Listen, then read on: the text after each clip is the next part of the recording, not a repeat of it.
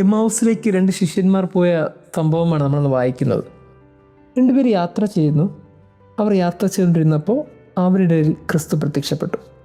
എന്നിട്ട് ചോദിച്ചു, നിങ്ങൾ എന്തിനെക്കുറിച്ചാണ് സംസാരിച്ചുകൊണ്ടിരിക്കണേ? അവരുടെ യാത്ര മുഴുവൻ അവർ സംസാരിച്ചുകൊണ്ടിരുന്നത് യേശുവിനെ കുറിച്ചായിരുന്നു. അവർ പറഞ്ഞുകൊണ്ടിരുന്ന എല്ലാം യേശുവിനെ കുറിച്ചാണ്. അവൻ മരിച്ചതിനെക്കുറിച്ച്, പീഡകൾ സഹിച്ചതിനെക്കുറിച്ച്, അവരുടെ ഇടയിൽ ചെയ്ത അത്ഭുതങ്ങളെക്കുറിച്ച്. അതുകൊണ്ട് ഇങ്ങനൊരു ചോദ്യം ചോദിച്ചപ്പോൾ അവർ തിരിച്ചു ചോദിച്ചത്, നിനക്കൊന്നും അറിയാൻ പാടില്ലേ? ഞങ്ങൾ നസ്രായന യേശുവിനെ കുറിച്ചാണ് പറഞ്ഞുകൊണ്ടിരിക്കണേ.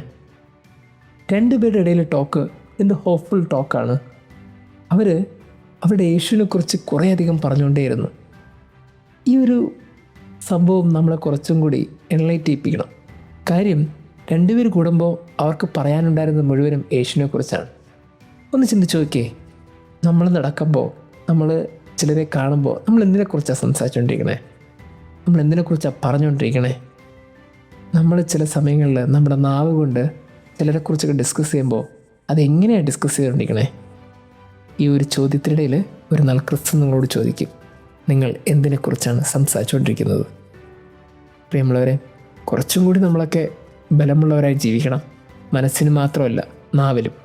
കാരണം നമ്മൾ എന്ത് സംസാരിച്ചു കൊണ്ടിരിക്കുന്നു എന്ന് ക്രിസ്തു വളരെ ക്യൂരിയസ് ആയിട്ട് അറിയാൻ ആഗ്രഹിക്കുന്നുണ്ട്. നമ്മുടെ വാക്കുകളും നമ്മൾ പറയുന്ന കാര്യങ്ങളും ദൈവത്തെക്കുറിച്ചാകട്ടെ. ദൈവത്തിന് നിരക്കാത്തത് ആകരുത്. ദൈവം നമ്മെ അനുഗ്രഹിക്കട്ടെ.